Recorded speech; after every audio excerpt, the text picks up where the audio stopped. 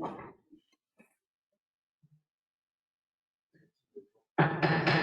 evening, everybody. It's a monumental evening this evening. Welcome to the June 2nd, 2021 meeting of the South Whitehall Township Board of Commissioners. Before we get things started, we'll just do a quick roll call to see who's present this evening. We have a bit of a hybrid meeting because there was an extension on from the governor on the COVID orders. So we'll be doing obviously a live meeting. We're all here this evening. And still entertaining our go-to meetings where people will be able to give their questions through Tracy in the chat. So we'll be working with Tracy on that. And once the extension is lifted, we would be able to go back to a live meeting. All right, so if we could do a roll call first, and then we'll go over the meeting minutes for this evening. There's a lot of words. Commissioner Walker. Here. Commissioner Long. Here. Commissioner Sutton. Here. Commissioner Kelly. Here. And Commissioner Morgan. Here. All right. Before we get started with our Pledge of Allegiance and in some introductions, Tracy, would you be so kind as to read the virtual meeting rules? Sure. All meetings are electronically recorded. Participants' names will not be displayed during the meeting. All participants will be required to mute their microphones when not participating in the dialogue. If a participant wants courtesy of the floor or to make public comment or have a question on a specific topic, they must type their name and address in the chat feature. The meeting facilitator will identify and call on the individual requesting to speak. If someone is participating via phone, there will be an opportunity to ask questions, comment once the individual has unmuted their microphone and identified themselves with name and address. If someone has requested courtesy of the floor prior to the meeting via email, the facilitator will identify and call on the individual who has requested courtesy of the floor. Public comment will be limited to 5 minutes per speaker. Thank you.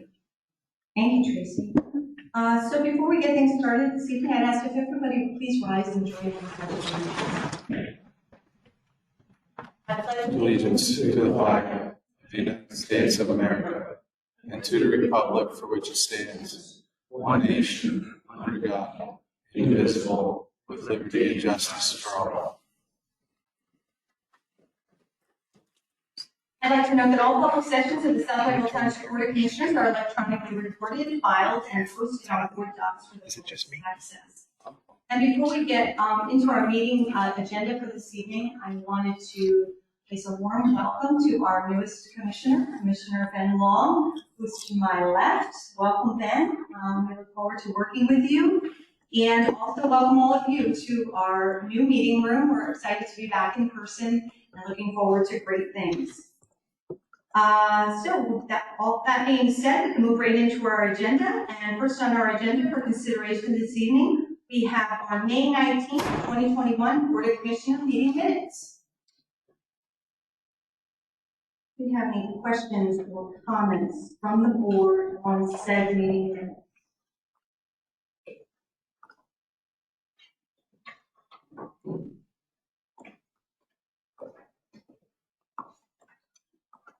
Questions from the board?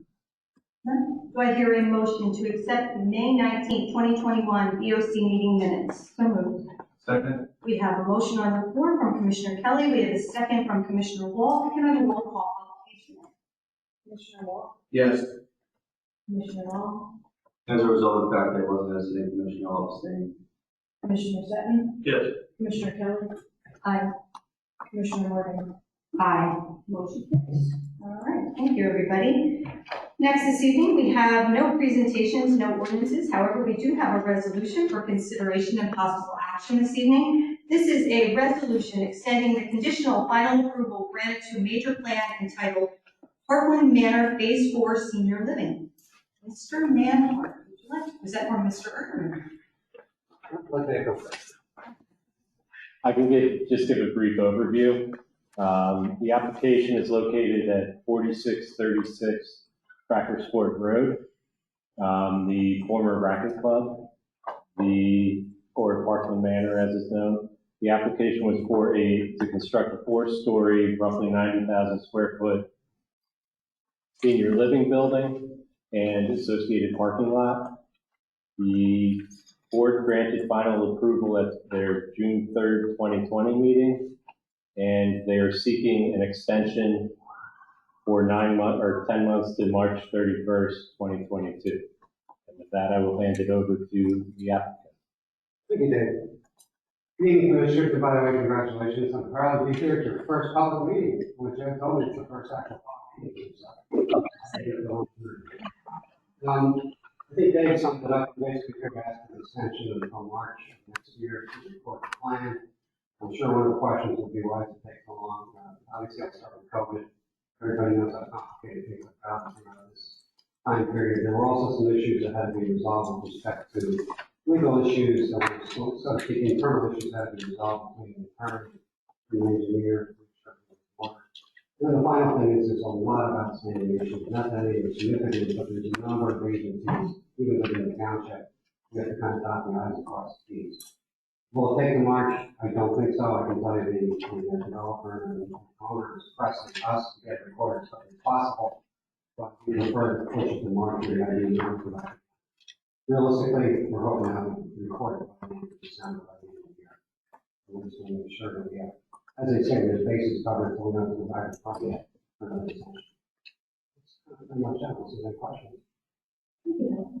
Are there any questions from the board on this request for an extension? The extension is for March 22. March 31st of 2020. Roughly, as Dave said, it's another 10 months. Any other questions from the board? All right, so we'll start with any questions from the public in the live meeting. None. Tracy, do we have anything in the chat? Randy, are you doing? Nope, nothing in the chat.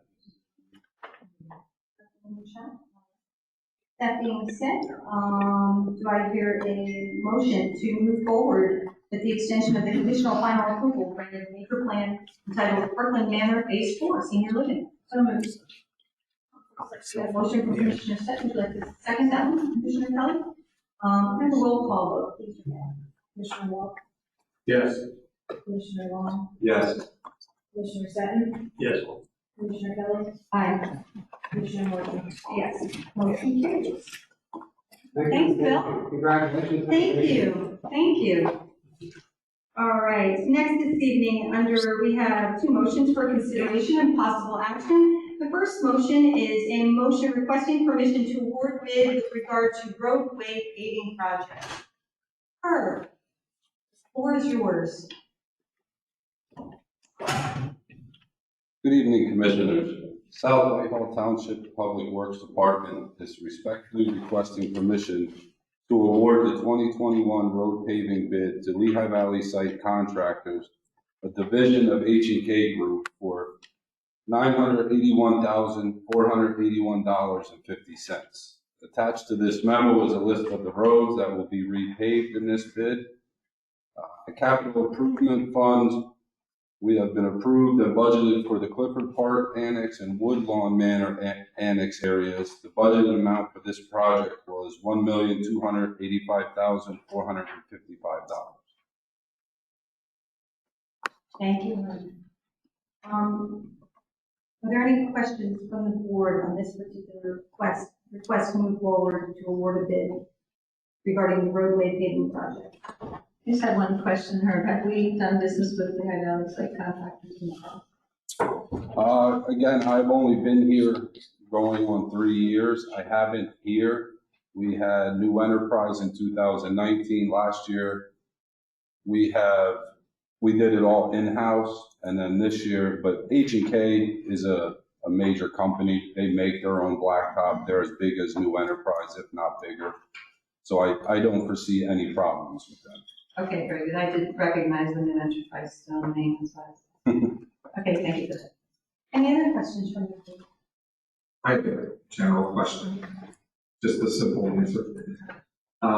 What's the key reason why this award is so much less than budget? Well, what I did here on the back sheet of the bid tabulations, you'll see what was budgeted, the 1.285, and then if you take all 4 of the bids that came in, The average bid price that came in was 1.17. So we weren't off by that much. Okay. The difference comes in is H&K can mill the roads, take it back to their plant, and turn it back into new blacktop. Same thing with New Enterprise. That's why you'll see the big difference in those two compared to everybody else. All right, thank you. But the cheaper price is not compromising if they work. No, they're all fantastic companies. Them, New Enterprise, they're big companies and they ain't going nowhere. So. We have, I believe we were doing this in the past, and I apologize for it there, and I didn't notice it. Do we document on the website the different roads that we plan on paving if people are interested in that? Yes, once we get the start date from them, we do make the H&K or Lehigh Valley site. They will actually notify all the residents with a handout. They will post the street 72 hours in advance also. And we do post it to the website once everything's been approved and we move forward. I mean, I think the residents would be excited to know that as well. Yes. Great, thank you. So the list of roads are here. What's like the window for start to finish? Normally on something like this, they'll be milling in and out in a month and a half at the very longest, because the issue, they could do it a lot quicker, but we don't want to gridlock the areas. So we only let them go so fast until we get those closed in, and then we'll start new ones. This way everyone can still have access parking on off-street parking, and this way they can get to their residencies. It may be a few weeks to a month until they're able to get in and mobilize and actually start the work. Yeah. So, but after that's said and done, what, maybe a few weeks, another month, if that. Yeah, it goes very fast. Any other questions from the board? All right, I'll entertain any questions from the public. Do we have any experience with this particular contractor? Jamal, can we just get your name and address for the record? I'm Jamal Ahmed. I'm 1769 Hannah's Crossing, right nearby. I think my street is one of the streets that needs work. I just want to know, do you have experience with this particular vendor, contractor? If not, have you have any reference from other townships that they may have worked with? I don't have any experience with them here, but I have done work with H&K in the city of Allentown where I first was employed to come here, and they're a very reputable company. Good. Any other questions from the public? Please. Leasehold 3731 Manchester Road.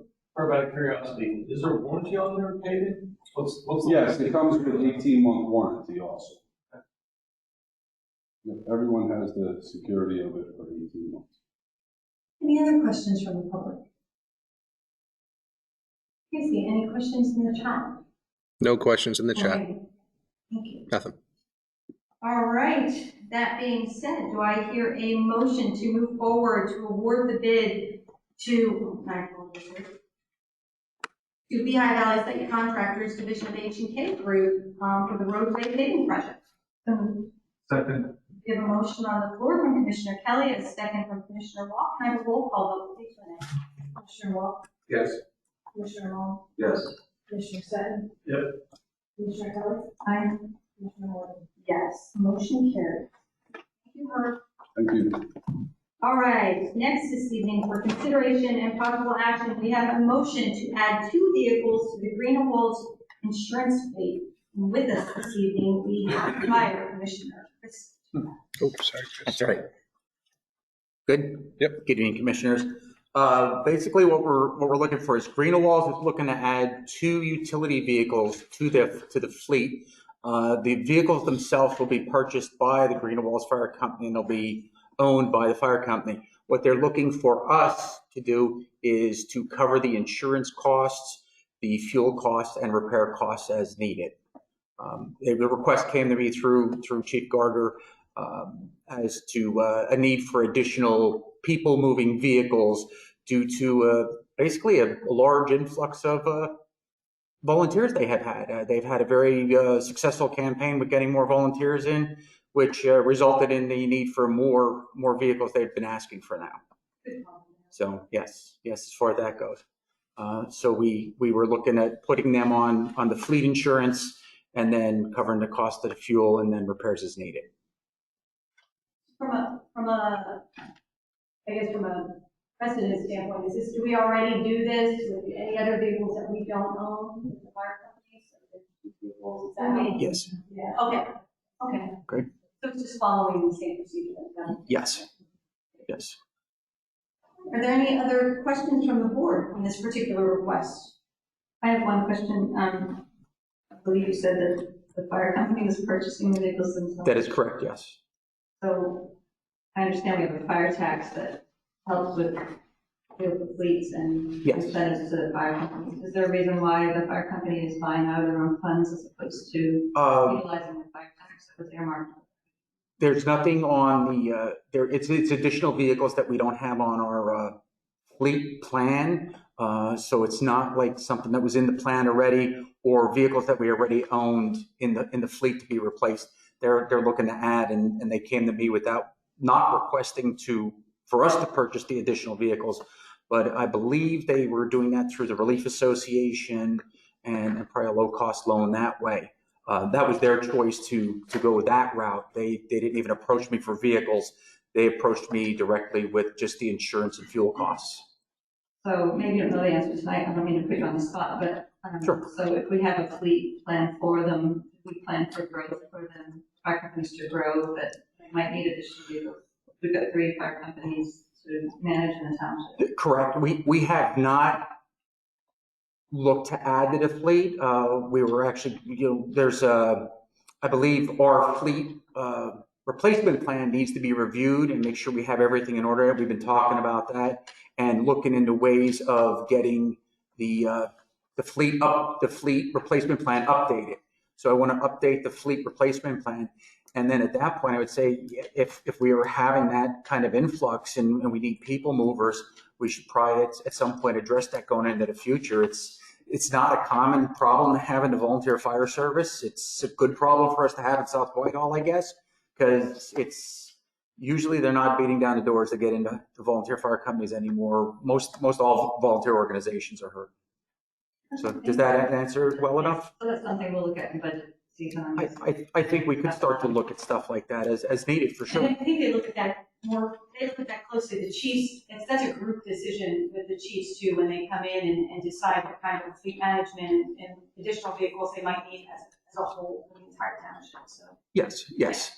Yeah, and I'll sit down and discuss that all with them as far as what our needs are and what our replacement needs are also. excellent. Okay. Any other questions from the board on this request for renewals, insurance fleet? Any questions from the public? Chat? Nothing in the chat. Great. That being said, do I hear a motion to move forward to add the Greenwald vehicles to the insurance fleet? So moved. We have a motion on the floor from Commissioner Kelly. Do I hear a second? Second. Second from Commissioner Long. And a roll call vote, please. Excuse me, Commissioner Wolf? Yes. Commissioner Long? Yes. Commissioner Sutton? Yep. Commissioner Kelly? Aye. And Commissioner Moore? Yes. Motion carries. Thank you, Chris. Thank you. All right. Next, under correspondence and information items, we have a few upcoming meetings. Monday, June 7th, we have a Public Safety Commission meeting at 7 p.m. I take it these are live, Renee? All these, okay, these will all be live meetings. Wednesday, June 9th, we have our Civil Service Commission meeting at 1 p.m. Thursday, June 10th, we have Emergency Management Authority at 8 p.m. And Monday, June 14th, we have a Park and Rec Board meeting at 7 p.m. I'd like to note that we still have some vacancies on our Civil Service Commission, 2 alternate positions, and Landscape Shade and Tree, 2 vacancies, Park and Rec, which are, there are specific positions to the school district, 2 vacancies, and Planning Commission, 1. So certainly always reminding people, if you know anybody who's interested, please send in your resume. You can get that information by contacting Tracy directly or even going to our website information.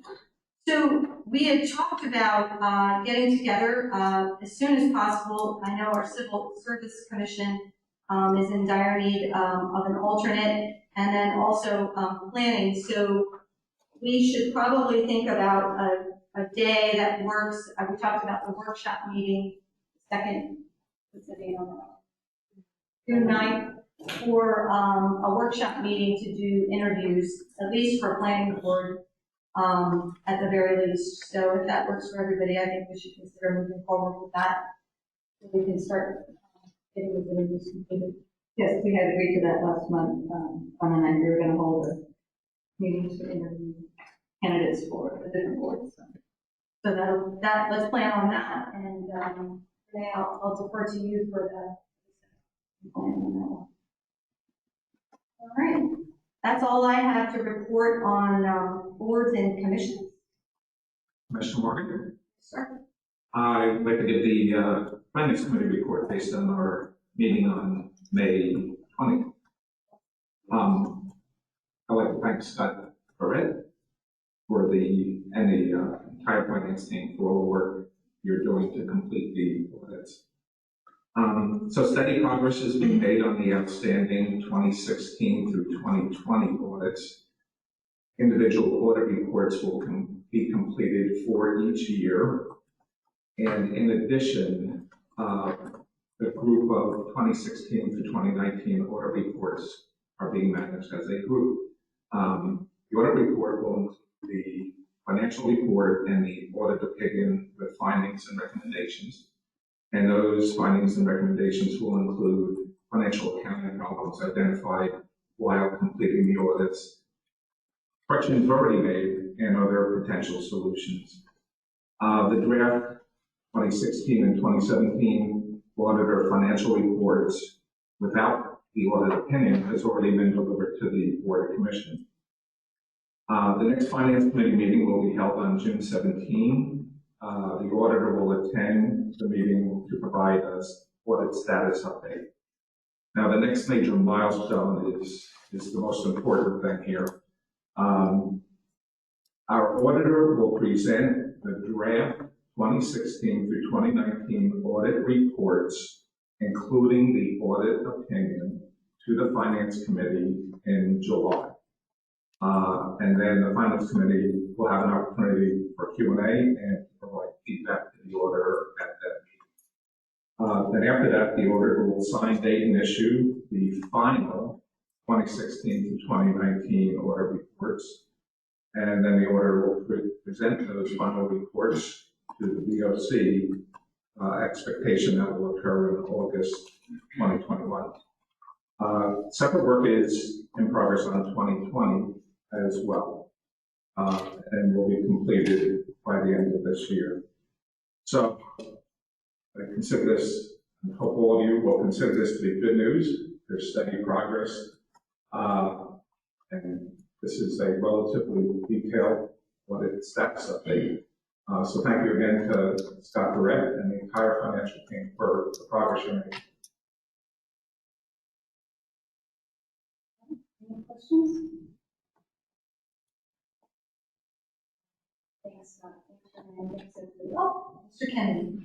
Dave Kennedy, 3727 Pheasant Drive. I had asked Commissioner Walk last month if I could attend the Finance Committee meeting, and he told me that he's been told that it's not open to the public. Did I ask why it's not open to the public? It's not, has not been open to the public, it's more of a work group. That's not an explanation that I would accept. Why, just because it's a committee doesn't mean it can't be open to the public. I'll defer. Attorney Zader, is that something that we're required to have open to the public? Under the Sunshine Act, it's not required. It would be the discretion of the committee or the board. So if we're asking for transparency within the township, Solicitor Zader, could it be open to the public?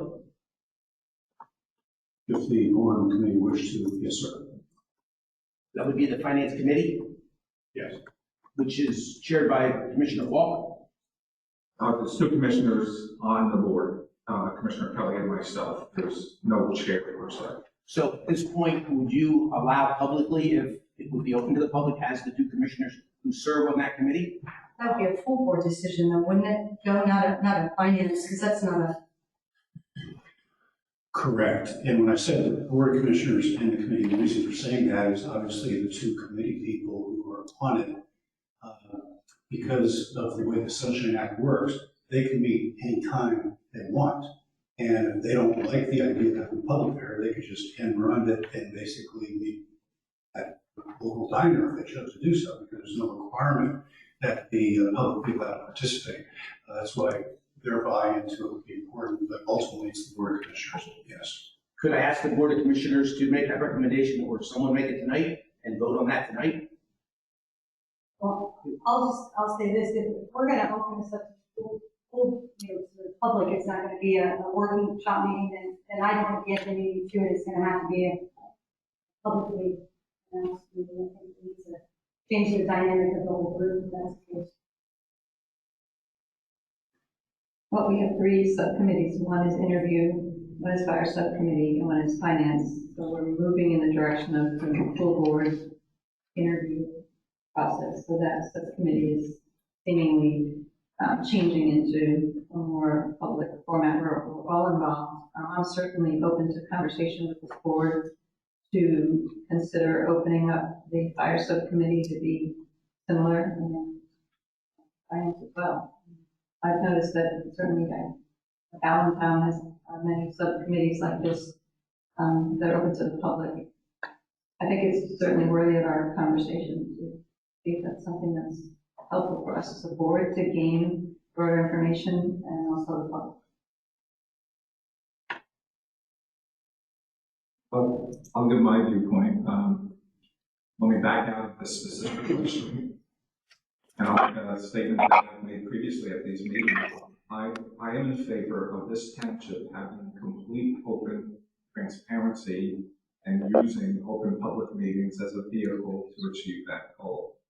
So without thinking about it very much, I would be in favor of holding this as a public meeting.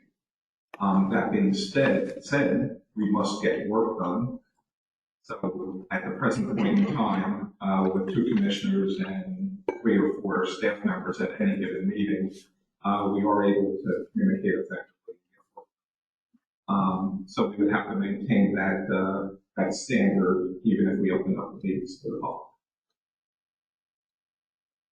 If we open up all the meetings to the full board, Attorney Zader, that means all of our meetings need to be publicly advertised. Correct? Public meetings, yes, public meetings need to be advertised, yes.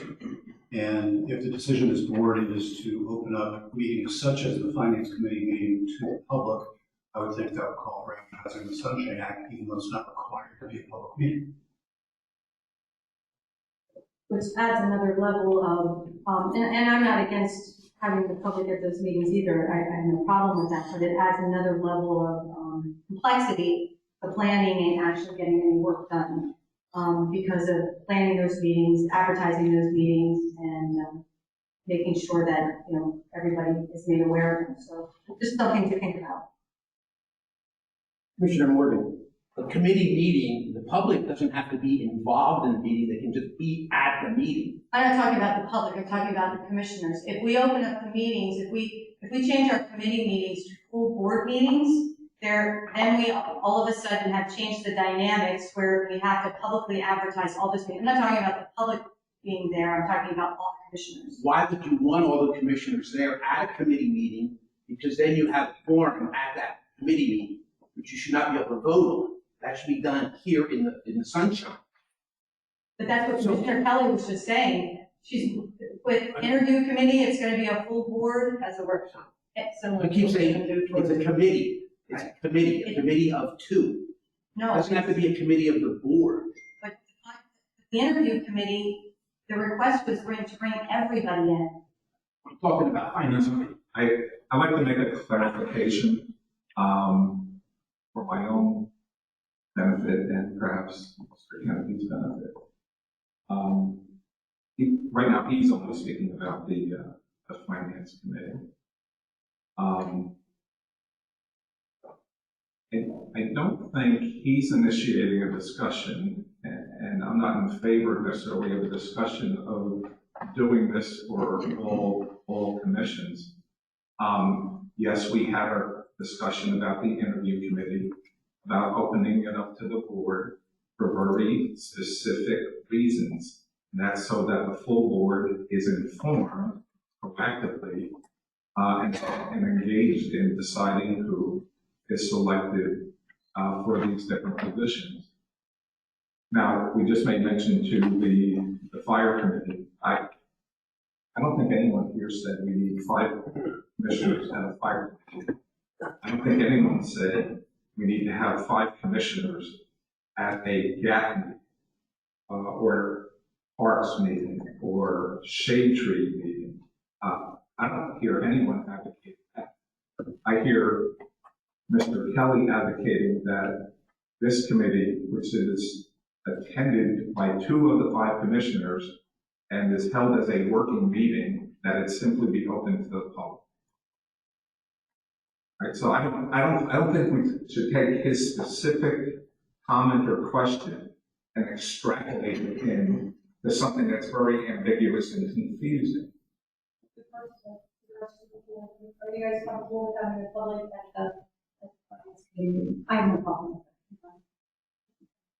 I guess just my only question is based on precedent, what we've been doing for many, many years, correct? As far as the process.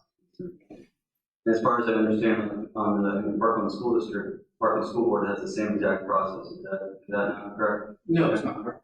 Our committee meetings are split with 3 members. We have a 9-member board. There's three committees, 3 members on each board. No, I'm not saying about the structure. I'm just saying the basic parameters being that broken and it's not open to the public, correct? They are open to the public. Everything is open to the public. We're transparent, unlike South Whitehall at Parkland School District. Okay? I take a little offense to that. We're transparent as well. It doesn't sound that way, Commissioner Morgan. I'm just asking if a committee can be open to the public. We're not talking, we're talking in the sunshine. We're not talking the public's going to interrupt the meeting. They're just going to listen in. And we're surveying the rest of the group. I said I have no problem with that. I don't have a problem with it. Commissioner Long and Commissioner Sutton. I truly need to learn more about it before I make any comments on it. I know it's against what you're saying to me, but that's how I feel. Okay? Is there something I can clarify? No, you're okay.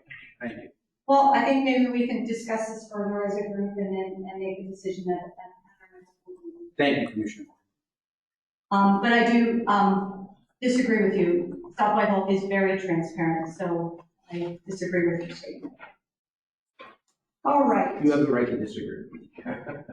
So, moving forward then, we have a plan for June 9th. Oh, sorry, Jamal. Yeah, my question is, you mentioned about an audit report. Is this are you talking, so excuse my ignorance, are you talking about an audit that is done on a regular basis every year, or is it an audit for a special reason? It's the annual audit. It's just the annual audit. Okay. All right. Is there any questions in chat? No questions. We have no direction and discussion items. Renee, did you have anything to add under old business for Where's Dan and credit cards? No, Where's Dan, we're still, again, waiting for the 7th round of permits for submission. So again, we're engineers continue to work on that. So they know bids on it? Or? Not yet. Not yet. That we're doing that later this year because of the grant potential. I have a question about Where's Dan, though. I recall when we did the workshop with Michael Baker, they talked about maintenance of the dam, and if the tree was there, it would be a good idea to take it out. And there's been a large tree trunk stuck on the dam several weeks. Is that something Public Works is able to not do? Public Works does not do that third party because of the slippery conditions. And is that something that we're looking into for pricing and moving forward. We can do that, we utilize a third party. It's closer to opposite 50 Way, very much. I don't know, or you probably have seen it. Yeah, I was waiting because of the heavy rain, let the water die down a little bit again before we put someone out there. So you do it, have someone you can hire to go out and. Yes, yeah. Okay, yeah.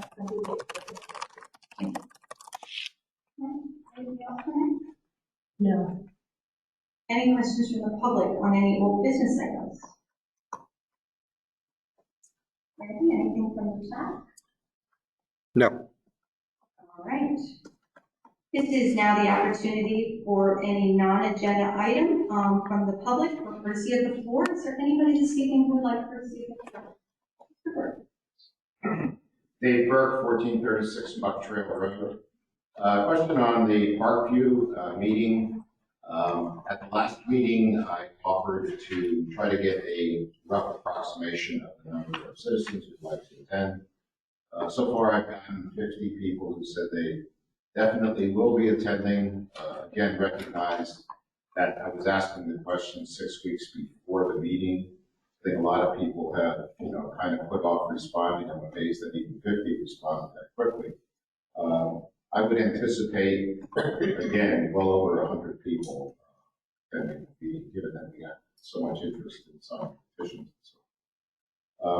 But there were quite a number of people who said, I'm very uncomfortable about meeting yet because of COVID in a room, in a closed environment with a mass of people.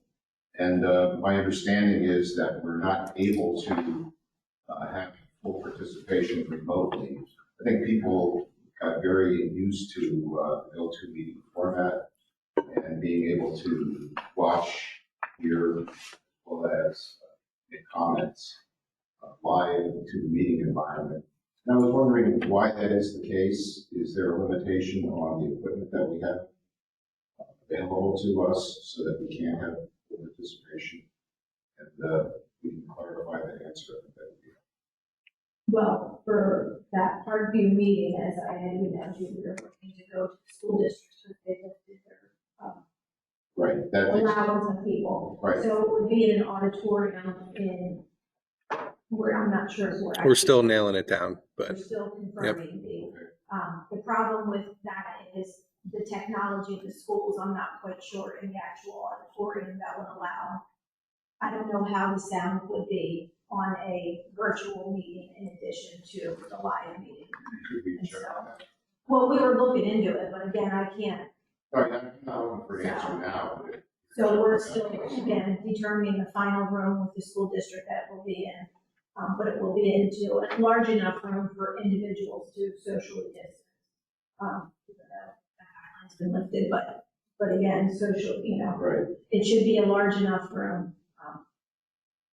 Okay, but let me ask this question. This room in particular here is the capability, and I'm not asking that it changes to this room, because it's fairly limited in terms of size here. I see there's about 70 chairs. Well, there's the ability to seat more chairs. Oh, yeah. I think if you double the number of chairs, you'll end up with 50. That's people's shoulder to shoulder. But my question is, in this room for future meetings, is there a limitation on the equipment so that you can't have, say, a live stream meeting that has full participation from remote people? That is, This room was designed to stream a meeting, not for active participation from okay, so externals. you've answered my question. The answer is that this room is for participation from afar, but not being able to provide comments other than in a chat environment to ask a question. That's what this room was designed for, live streaming. All right, but if you could get back to me and I'll let you know, as I said, in my email, when we nail down the logistics of which school that they go by the staff that they have in the evening and schools as well, so we're waiting to confirm with them. And I'm not putting words in your mouth, but if you could just let me know that it's not possible to have participation, full participation remotely in that school. I think what you're saying is it's kind of doubtful, but at least you'll check. Okay, thank you very much. Quick question, is the target date still June 28th? The meeting is June 28th. Okay. Yeah, the meeting date is the 28th. It's 6 o'clock, right? 6 Yeah, it's just, And that is a Monday. Yeah, it's a month. Thank you for getting those numbers, Mr. Burke. that's preliminary. All right, any other individuals for courtesy of the floor? Hodges family, both hands went up at the same time. We just need addresses, that's It's Monica Hodges, 1707 Penn's Crossing, Allentown. Monica, do you mind just coming up to the mic? It's very hard to hear you. Or get a mic. There you go.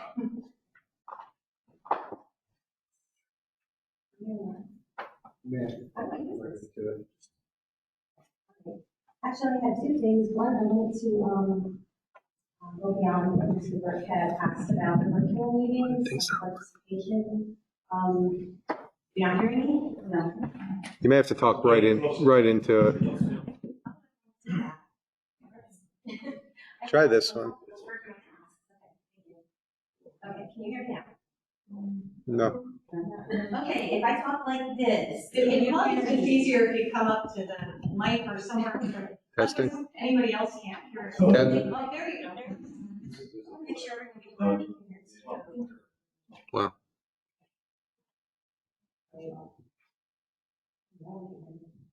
Okay, I just wanted to ask about live streaming. Oh, you heard me now.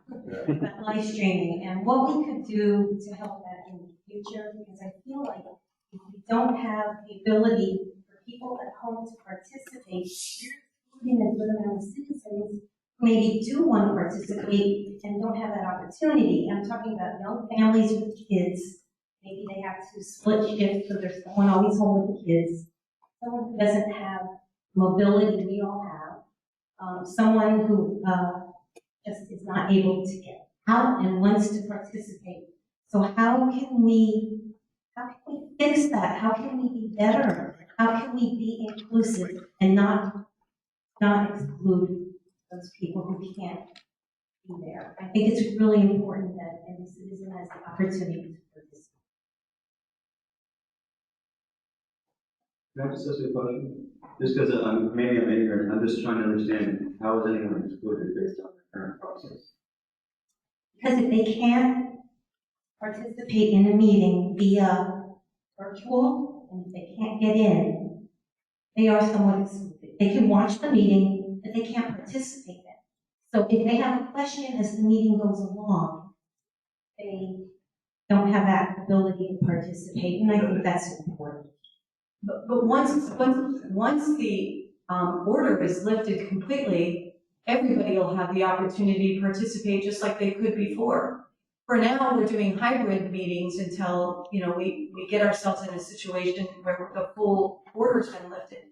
And then we'll go back to full live meetings. But, we're doing, like they're doing tonight, we're doing kind of a hybrid version where, people can ask questions through chat. But once the order is lifted, everybody has the opportunity to come back to a live meeting just like it was before.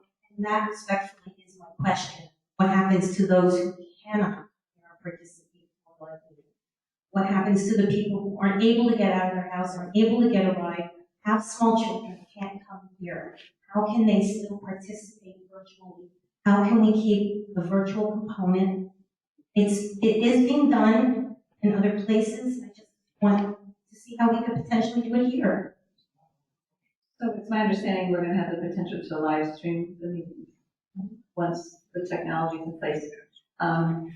We used to in the past when we were in total in-person meetings, we had a note on the website that said if you have any questions, send it in, email it into the township by 3 p.m. and it would be read into the public record.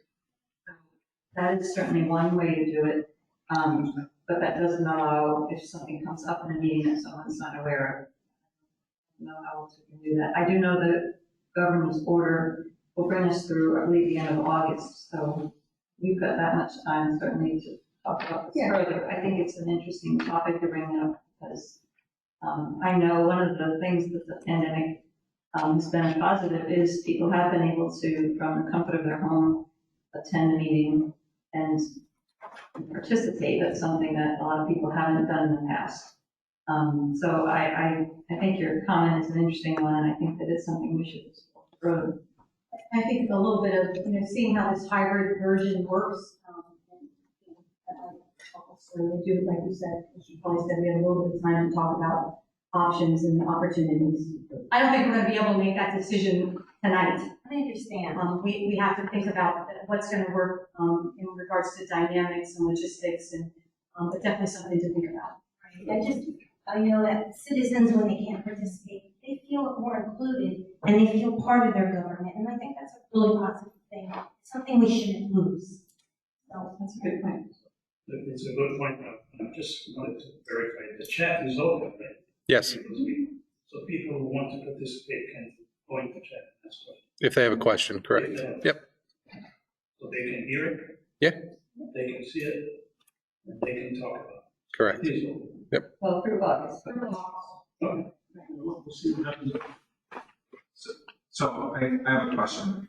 So Commissioner Morgan just said we have an opportunity to explore this, and Commissioner Seton just said, so we'll look at it. I'd like something more definitive. Who has the responsibility to look at this? And when will the conclusion be reached and reported out to the board and to the public? I don't even think we have all the logistics in this room. This is the first time we've been meeting in this room. I think we have to give staff a chance to work through some of the kinks and logistics. This is the first we're doing this hybrid ever. So let's give them a chance to see how it all works, how we can put it together. And if there is an opportunity to continue on with something like this, I don't know if we can put a timeline, but certainly we would make a decision before the governor's orders are lifted in August. Might be something, but and just to be, this room and the design of this room was pre-virtual meeting. So we have had conversations with the vendor to see about options. Again, I think that's a decision the board needs to make, again, a process, a board decision on how you want the meetings to occur, and then we can see how we can make that happen. So, because again, if the board's pleasure is it's a hybrid interactive remotely as well as in person, then, that might involve an added expense to the maybe talk to the vendor and just at least get some pricing and information on how to retrofit what's already in place, because I think people misunderstand live streaming that's all it is live streaming. It's not interactive, it's just live streaming. And that's what this room was designed for, obviously before COVID ever was thought of. So, maybe it's, to answer Commissioner Walk, we can start with gathering some information from the vendor, find out what the logistics and the costs are, what this room can handle, and then see how it might be able to work. Is there any way we can reach out, staff to maybe contact Allentown? I know they use Granicus, which is the platform that we're moving to. I don't know what they do. Is that something you can make a phone call and say, hey, have you thought about, they've already been using Granicus for some time. Yeah. Right, I just didn't know during COVID if they had a way to have it interactive. Yeah, I'm not sure if there's the interactive portion of it, but phone call since they already use that platform. And some of our AV vendors, different vendor than our streaming vendor. And they were giving me for cooperation with I've watched some of their meetings over the last year.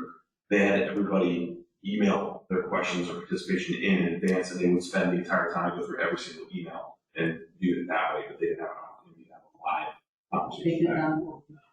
Not at this point.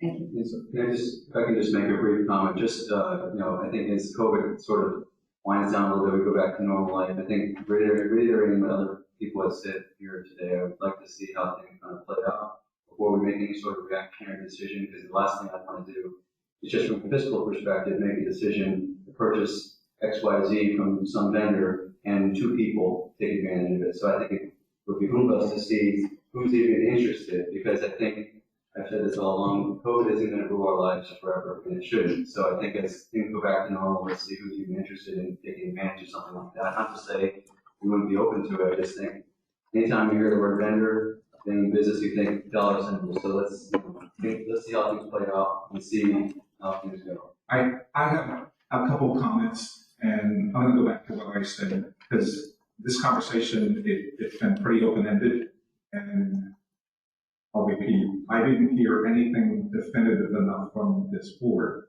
So a few minutes ago, I thought the board, in response to Mrs. Hodges, said this is what we would like to have in place.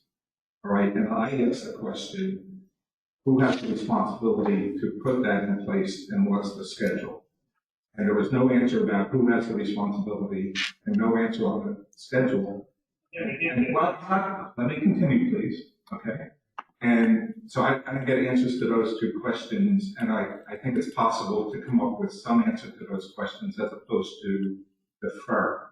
And then our township manager said, well, the board has to decide what we want. I thought we just decided what we wanted as part of that conversation. So I think the first thing to tie down, in answer to Mrs. Hodges' question, can we state what we want? I don't know if we know what we want yet. We don't know. We've got a survey. We don't even know what the room can handle and like Commissioner. No. I'm sorry to interrupt. I'm not talking about the specific answer to what we want. I'm talking about a functional spec, if you will. Isn't it enough? Have we tied down the fact that we're having live meetings and we want it accessible to the public, and we want it live streamed, and we would like the public to be able to have as best interactivity, the ability to ask questions and get answers during the meetings. Let me just stop there. Can we agree that's what we want? Because that's what I would want. I think that's what the public is saying they want. Isn't it easy? Let me answer you. First of all, we do have an interactive public. All the public can go into the meeting, they can talk, they can see the answers. The answer to your question is more so is at what cost? And like Commissioner Long was saying, how many people are going to participate in addition to the ones that are already participating otherwise? So there is an issue, there is a cost to it, and we need to study and find out before we make any decisions, in my view. So your questions today, to me, is impossible to answer. Well, Can I continue? Because I like to address this point, because I don't think it addresses my point completely.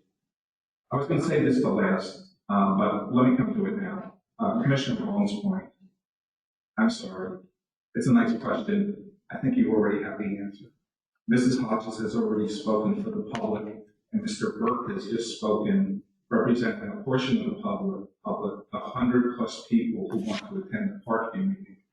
And he said there's a pretty good percentage of those, maybe due to their demographics, their age, or whatever, they're not willing to come to this meeting. Okay, so you suggest maybe there's only 2, and we should be careful about our investment. I look at it the other way around. I look at it that there's people who feel during this pandemic, however long it lasts, they're not going to be willing to come here or able to come here. And we should listen to those people. So let me come back.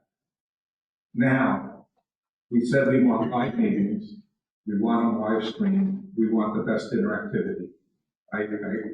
Unless somebody says something otherwise, I think we've agreed to that. So now let me come back to the question.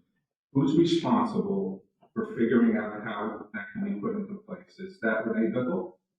I didn't assign the appropriate staff to the project, that's my job. Okay, They assign the appropriate staff. that's what I thought I heard you say. Could we put this under old business and have staff look at it, and at our next meeting, we can review what preliminary information there may be, and decide if that's something we are able to pursue? And with that, I agree with that.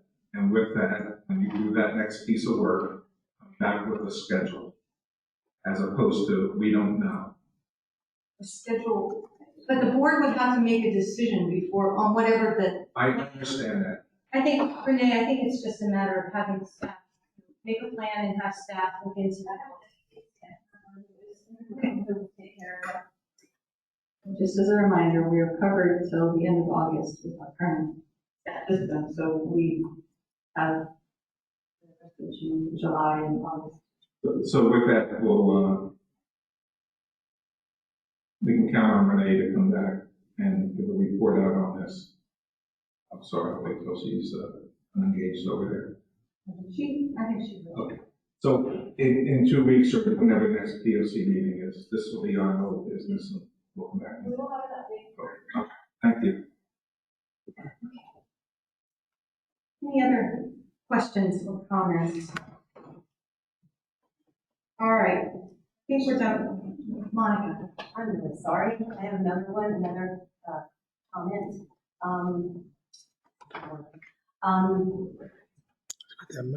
Vacancy board, I was wondering if we could just update the website. I know I personally have gotten a lot of questions from citizens about what it is, who it is, how long it's been, what's the expiration term. And I was just looking at the website, there's nothing on it to explain it. So if citizens do go to the website, there's nothing there. So I'm just hoping it could be updated.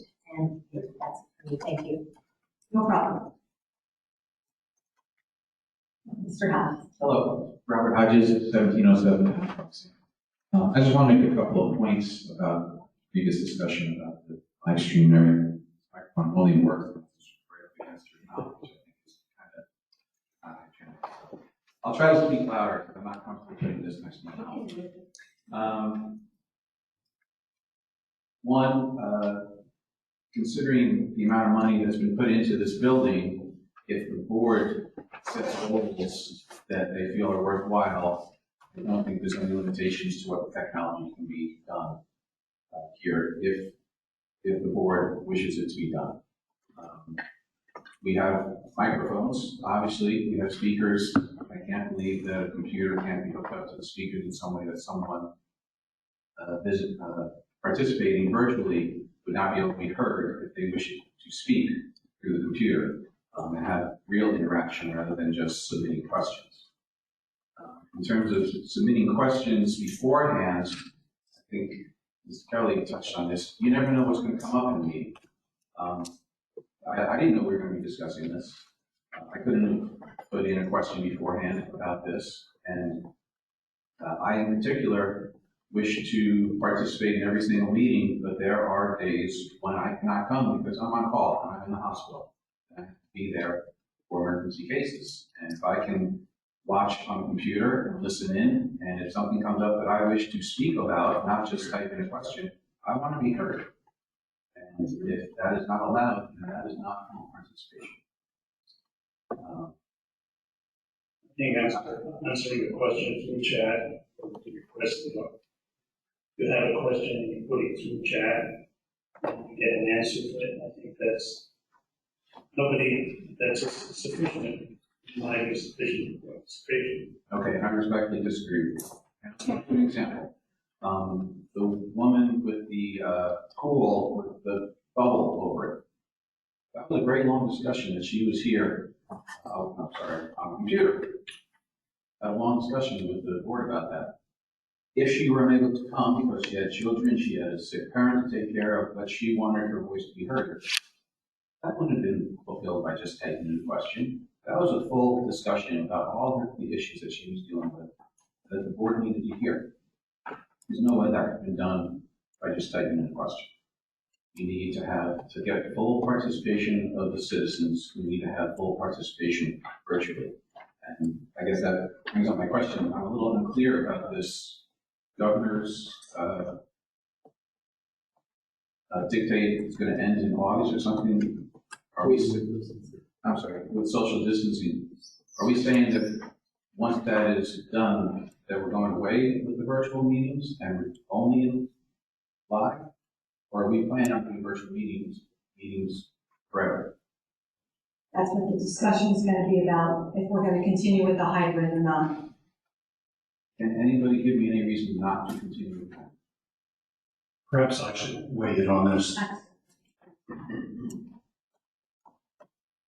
Whether it's a good idea or a bad idea, whether this board wants to have public participation virtually in addition to the live meeting, is a board discretionary decision and a fiscal decision. That's the case between now and the expiration of the governor's order. Statute has essentially given the governor the ability to issue an order by which virtual meetings are, I'll say, a temporary exemption to the Sunshine Act. The question that remains unanswered right now is whether, when that governor's order expires, there's going to be a legal way to allow for virtual participation. Because until the COVID situation hit, all public meetings had to be live meetings. Virtual participation was not an option. And COVID has changed all that. And several of you have spoken about the benefits of it. We've all gotten used to it. But permanent statutory framework under the Sunshine Act has not yet changed. So I think that in addition to the staff and the board thinking through the issues that have been discussed up until now, with the board's permission, I need to explore the issue that I just articulated, and I don't have the answer to that. So if I may clarify, you're saying that prior to COVID, it was forbidden to have a virtual component to a meeting? Live streaming is, I won't say a common thing, but it certainly happens in some municipalities. And that was pre-COVID. It's been going on for several years. But essentially allowing public dialogue through a virtual platform is simply something that the statute has been silent on. All right. I have a comment. At the risk of being premature, so I understand except everything that Solicitor Zager said, everything we do must comply with the law. I look at this in pretty broad terms. We have a pre-pandemic life, we have a pandemic life, and we're going to have a post-pandemic life. And we know that post-pandemic life is not going to go back to where we were before COVID-19 hit. Many people are working from home. We're well aware that many of those people are not going to go back to a physical workplace. They're going to continue working from home. So a change will occur. Right? My opinion is going forward, for the benefit of our people, we should have hybrid meetings after whatever you want to define the post-pandemic period is, provided it can be done legally. Mr. Kennedy. Just a quick comment. I just want to remind the board that fortunately with competitive bidding this evening, with the paving, we saved about $250,000. So there's some money that was budgeted in South Whitehall Township budget that we saved that possibly could be used if we need to find fiscal money for the Zoom, COVID, whatever. So we do have that line. So there's some money there that has been budgeted that won't be spent. Thank you. All right, thank you. Just one final thing I'd like to say is sometimes better to ask for forgiveness than permission. So I think if the board says, we are going to do this, and moves forward with it, and then if someone in the state comes to you and says, no, you must stop, then so be it. But I think the board should just move forward with full participation with virtual meetings or ever. I think the board agreed tonight to look into it. I don't think there's going to be any commitment for a full direction until we get some more legal advice and some financial advice first. If the board sets it as a goal, that this is what we want. I think we already referenced the fact that we all want to look into it, but there's some factors that need to be determined before we can commit to anything. So I think we have some legal opinions to get and some financial ones and logistics ones, and Renee will work with staff and legal to report out for next meeting. I'm sorry, I just comment. I understand what you're saying. We must comply with the law. We must make sure we're not going to have an extraordinary expenditure. I think it's reasonable for this board this evening to be able to state, in principle, do you agree that we should aim to have hybrid meetings or not? And then Solicitor Zader will tell us if it's possible to do that in the course of the law. And Renee Bickle will tell us what the potential cost is. Where does the board stand on it this evening? I think it's a reasonable question, and I think we have the ability to answer it. I'll have a solid position on it once I hear back from people. Okay. Not until then, but I am happy to entertain reviewing what we could do to go that direction in the meantime. But I'm not going to commit to anything until we get that information first. I speak for the rest of the commission. That's fine. Totally with you. There's no way you can make any commitment without having finances on it. I think we all agree it makes sense and it's a good idea. But let's get the background information first before we make a commitment. So that's my question. Any comment from Commissioner Kelly? I would agree. Word commitment almost binds us to going down that avenue. I will say again, I would like this placed under old business for our next meeting, and would appreciate Mr. Zader's input at that time if he had plans to gather that and numbers, so that we can look at what options we have. It's certainly something that I am in favor of. But perhaps by next meeting we can. Commissioner Long, put your thoughts on it. I have no comments. All right. So I think we have some direction. Please. I just talk from Lee Solbertson on Manchester Road. I just offer a quick suggestion that we're doing a hybrid virtual meeting tonight. But the only point that's missing is what Mr. Hodges said was the telephone call. We all have phones.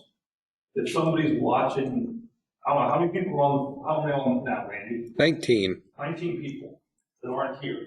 If one of those 19 people wanted to comment on something, we already offered the ability for somebody to offer the chat. We did in the virtual meeting, somebody that didn't have the computer to call in, just do the same thing. They can call in to a number and it can be on the speakerphone or whoever, somebody can answer pre-screen if they have to, say their question and get a live comment. That wouldn't take any more money than what we're doing right now. They can do that now. I know, that's what I'm saying. We're not going to hear them over the phone. We'll have. With the technology we have right now. They can do that. Well, yeah. I think we just need to get some legal basis to it. Thank you. Mr. Dave Burke, 1436 Park Trail. I think what you're referring to, though, is calling in a question. The issue is, and maybe the same thing can happen on the telephone, someone can call in with his comments and have an extended comment, 2 or 3 minutes. You know what I'm saying? That would emulate exactly what approach. Is that possible? Their voice could be heard throughout the room. I think there's lots of options and possibilities. Yeah, and maybe that's the least expensive way to do it. It's, We'll look into it. And maybe, Renee, you can also look into it for the school at the end of the month, you know. Great. Excellent, thank you. Any other courtesy of the floor items? Randy, anything in the chat? nothing in the chat. All right. Our invoices and purchasing requisitions have been reviewed by the Township Manager and the Director of Finance. We do need a motion this evening to authorize that our checks be issued to pay our bills as tabulated. So moved. Do I hear said motion? We have a motion on the floor from Commissioner Kelly. Do I hear a second? Second. Second from Commissioner Walker. And roll call vote, please, Renee. Commissioner Walker. Yes. Commissioner Long. Yes. Commissioner Sutton. Commissioner Kelly. Aye. Commissioner Morgan. Yes.